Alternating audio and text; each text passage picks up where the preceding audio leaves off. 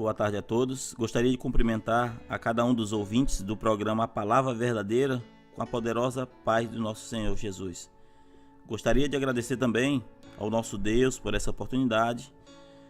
Meu nome é Marcos Dias, sou pastor da Igreja Tabernáculo dos Remanescentes, na cidade de Vargem Grande, no estado do Maranhão. Quero também agradecer aqui e sou muito grato pelo convite do nosso irmão Natanael Camurça, que tem nos convidado a compartilhar convosco da Palavra de Deus, falar um pouco mais da porção das Escrituras Sagradas.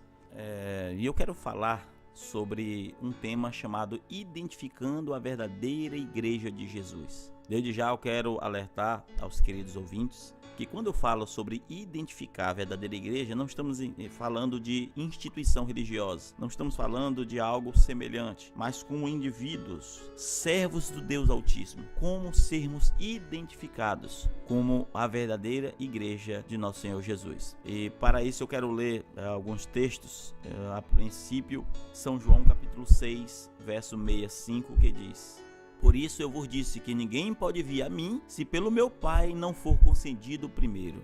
E o segundo texto que eu quero ler seria Mateus capítulo 7, verso 21, que diz: Nem todo aquele que me diz, Senhor, Senhor, entrará no reino dos céus, mas aquele que faz a vontade do meu Pai que estais no céu.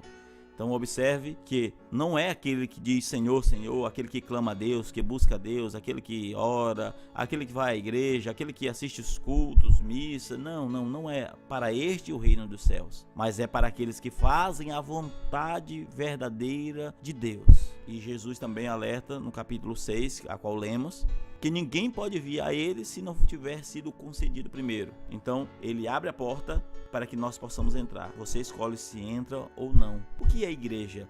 Igreja simplesmente é um ajuntamento. Igreja é um ajuntamento. Todas as vezes que há um ajuntamento, aquilo é identificado como igreja. Uma festa é uma igreja, um comício é uma igreja. Porém, Paulo, em sua soteriologia, ele identifica e fala e usa o termo igreja com I maiúsculo. Igreja significa ajuntamento do povo de Deus. Aquele I maiúsculo está identificando que não é um simples ajuntamento, mas um ajuntamento de um povo santo que deseja morar no céu. Porém, dentro da etimologia da palavra eclésia, ou seja, chamados para fora, igreja, em sua essência, são aqueles que foram chamados para fora do mundo, chamados para fora da religião, chamados para fora da política, chamados para fora da mentira, chamados para fora de todo tipo de engano de Satanás. Amém? Então a igreja, ela de fato é identificada por aqueles que foram alcançados por esse convite, por essa chamada para fora. Então Deus nos manda sair de todo tipo de erro. Nós vemos isso em Hebreus capítulo 13, verso 13, onde a Bíblia diz: Saiamos, pois, a ele fora do arraial, levando o seu vitupério. Então há um convite para sairmos para fora do arraial, levando conosco o nosso vitupério, a nossa vergonha, o nosso vexame de ter vivido uma vida suja, imunda, até recebermos o convite, a chamada de Deus, para que nós possamos então sermos justificados pelas águas do batismo. Também nós sabemos que Deus nos manda chamar, evidentemente em 2 Coríntios capítulo 6, verso 17 e 18, quando as escrituras dizem: Por isso sai do meio deles, apartai-vos de mim, diz o Senhor. Vou repetir: Por isso sai do meio deles, apartai-vos, diz o Senhor, e não toqueis em nada imundo, e eu vos receberei. Olha a condição: não toqueis em nada imundo, e eu vos receberei, e serei para vós pai, e vós sereis para mim filhos e filhas, diz o Senhor Todo-Poderoso. Então observe que Deus tem chamado um povo. Deus está dizendo: apartai-vos, sai do meio disso, sai do meio do pecado, não toqueis em nada imundo, e eu serei o seu pai, e vós sereis para mim filhos e filhas. Então veja que a condição de sermos chamados de igreja está relacionada a sairmos de todo tipo de engano, todo tipo de imundícia, todo tipo de falhas. Então nós vamos ver que Deus nos manda sairmos também da confusão religiosa, bagunça doutrinária religiosa, que é muito comum nos dias de hoje. Pessoas que pregam dinheiro, pessoas que pregam doutrinas erradas, mas eu não quero pormenorizar esse ponto. Eu quero ler Apocalipse capítulo 18, verso 4 e 5, que diz: E ouvi outra voz do céu que dizia: Sai dela, povo meu, para que não sejais participantes dos seus pecados, e para que não incorra nas suas pragas, porque já os seus pecados se acumulam até o céu, e Deus se lembrou das suas iniquidades.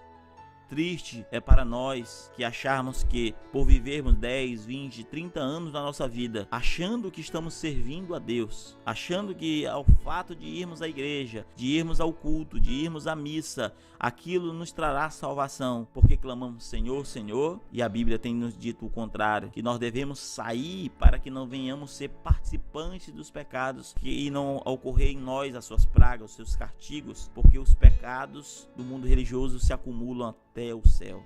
Sabe, irmãos, muito mais fácil, muito mais prudente nós não conhecermos o evangelho e sermos julgados por um evangelho que não conhecermos, do que um evangelho que conhecemos e não praticamos como deveríamos. Paulo chega a dizer que é melhor se nós nem tivéssemos conhecido, porque o julgamento será com maior rigor. Eu não vou atentar muito para esse detalhe, porque senão eu vou sair do foco da mensagem, mas só neste ponto daríamos para desenvolver o desejo de Deus para o nosso coração enquanto sermos igrejas, enquanto sermos morada do Deus Altíssimo.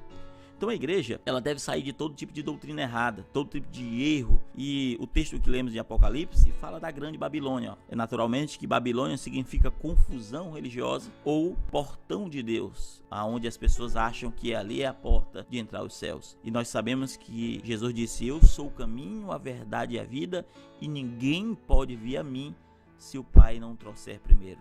Então nós precisamos ser identificados como igrejas. Nós precisamos ser identificados como igreja do Deus vivo. Ou qual seria o tema de um verdadeiro pregador? Qual seria o tema de uma verdadeira igreja viva? A mensagem da genuína igreja é a cruz do Calvário. Não existe mensagens verdadeiras que estejam fora da cruz do Calvário. Paulo vai falar em 1 Coríntios capítulo 1, verso 18. Porque a palavra da cruz é loucura para os que perecem, mas para nós que somos salvos é poder de Deus.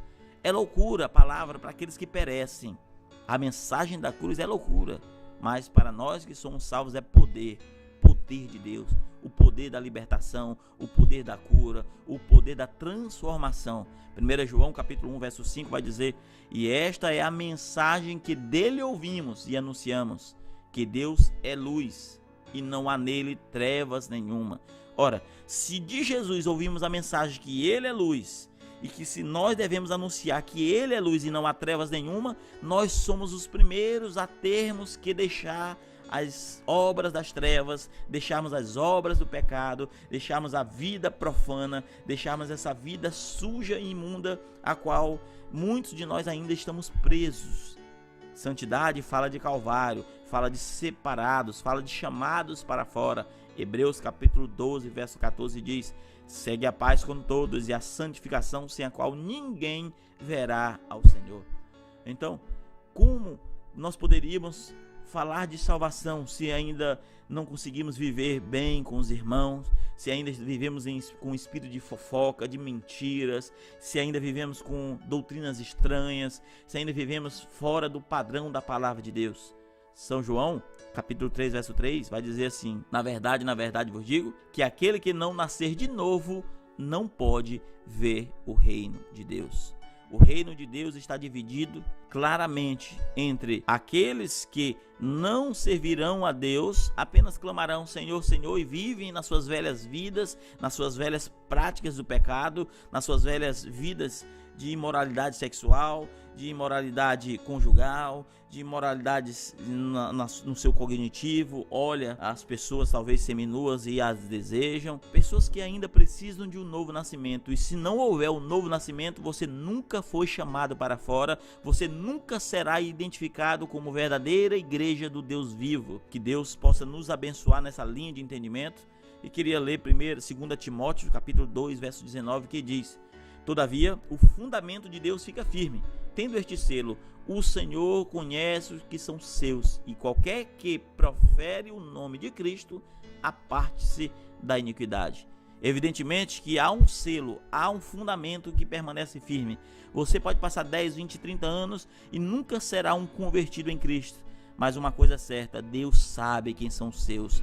Deus sabe que todo aquele que deve proferir o nome de Jesus, todo aquele que fala do nome de Jesus, todo aquele que vive o nome de Jesus, deve apartar-se da iniquidade, deve ser chamados para fora, deve ser diferente, deve ser o sal dessa terra, deve trazer sabor para aqueles que o ouvem, deve ser a luz deste mundo, trazendo clareza do evangelho para aqueles que andam na escuridão das trevas do pecado.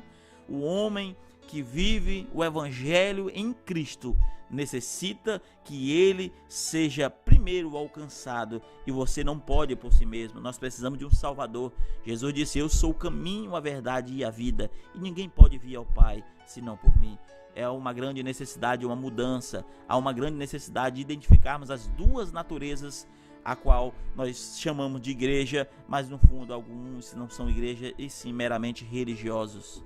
Então há uma necessidade de identificarmos a verdadeira igreja do Deus vivo. Então veja bem que as escrituras nos falam da identificação. A Bíblia fala em Mateus capítulo 25, a partir do verso 32 e 33, sobre ovelhas e bodes. A Bíblia nos fala sobre árvores boas e árvores más, em Mateus capítulo 7, verso 17 a 20. A Bíblia nos fala de joio e trigo, Mateus capítulo 13, verso 24 a 30. A Bíblia nos fala de vaso de honra e vaso de desonra, em 2 Timóteo capítulo 2, verso 2 a 20.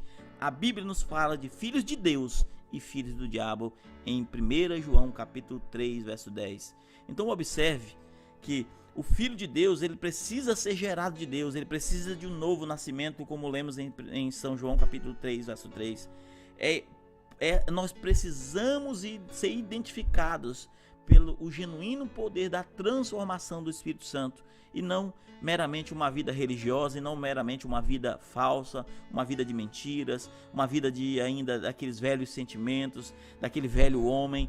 O homem precisa de um novo nascimento. Então eu convido a igreja, convido aos ouvintes, convido aqueles que foram chamados para fora, ou aqueles que estão ouvindo agora a chamada para fora. Se você está identificando no seu coração que hoje há uma chamada, hoje você está identificando, ouvindo a voz dessa chamada, eu quero orar por você essa tarde. Eu convido a cada um dos ouvintes para fechar os seus olhos, para curvar suas cabeças e fazermos uma pequena oração. Senhor Deus e soberano Pai, humildemente entramos em Tua presença, pedindo que o Senhor alcance cada ouvinte, Deus, que tem dado ouvido à Tua palavra nesta tarde. Que o Senhor possa alcançar com a Tua infinita misericórdia, e que essa chamada para fora possa nos identificarmos como igrejas verdadeiras, igrejas vivas, igrejas do Deus Altíssimo. Senhor, sabemos e reconhecemos, Deus, que somos, Pai, pecadores e necessitamos da Tua graça. Que o Senhor aceite, Deus, cada conserto, cada reconciliação, ou aqueles que agora estão fazendo a sua escolha, a sua decisão, mediante aquilo que foi pregado esta tarde. Que o Senhor alcance com a sua misericórdia, no nome do Senhor Jesus Cristo. Amém. Amém.